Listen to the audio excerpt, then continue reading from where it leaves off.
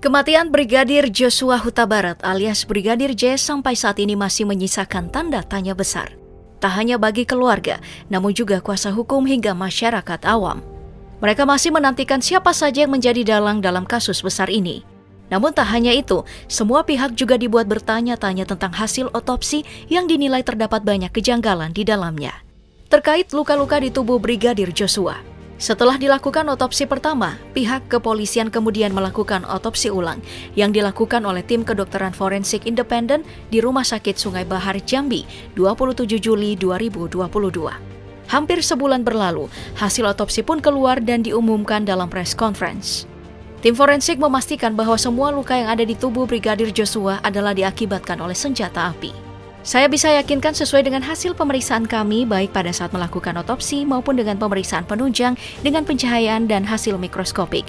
Tidak ada luka-luka pada tubuhnya selain luka akibat kekerasan senjata api. Terang Ketua Tim Dokter Forensik Brigadir Joshua, Ade Firmansyah Sugiharto di Barreskrim Polri, Jakarta, Senin 22 Agustus 2022.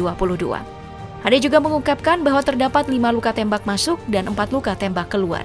Terkait luka-luka lain yang ditemukan di tubuh jenazah Brigadir Joshua seperti jari yang rusak, menurutnya merupakan luka bekas injektori atau lintasan anak peluru yang menyerempet jarinya. Luka yang ada di tangan itu memang ya tadi seperti saya katakan itu adalah alur lintasan anak peluru ya. Namun kuasa hukum keluarga Brigadir Joshua, Kamarudin Simanjuntak mengatakan ada yang janggal dengan temuan dari hasil otopsi ulang tersebut.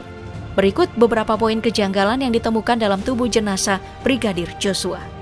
Yang pertama, menurut dokter yang ditunjuk untuk menganalisa hasil visum Brigadir Joshua, bahwa saat dibuka, di dalam kepalanya tidak ditemukan otak. Yang kedua, setelah mereka meraba-raba kepalanya, ternyata terdapat semacam penempelan lem. Setelah diamati, terdapat lubang ditusuk yang ditembus ke mata dan hidung. Yang ketiga, diduga Brigadir Joshua ditembak dari belakang kepalanya hingga tembus ke hidung depan. Yang keempat, mereka juga menemukan terdapat 6 retakan di tengkorak yang diduga karena tembakan atau akibat yang lain.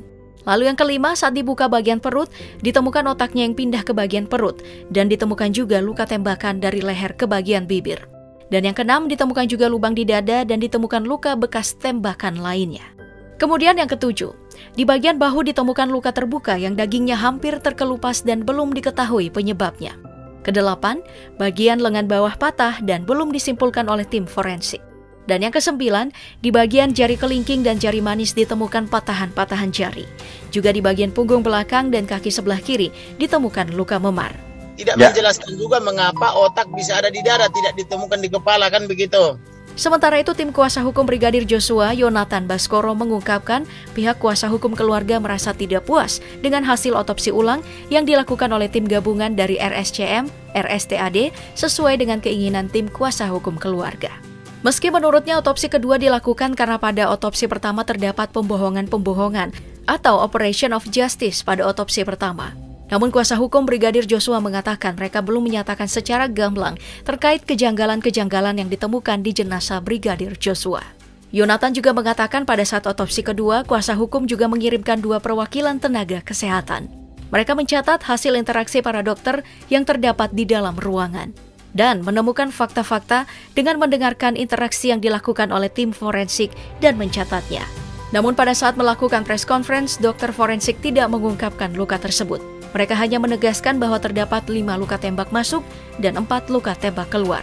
Ada 5 luka tembak masuk dan 4 luka tembak keluar.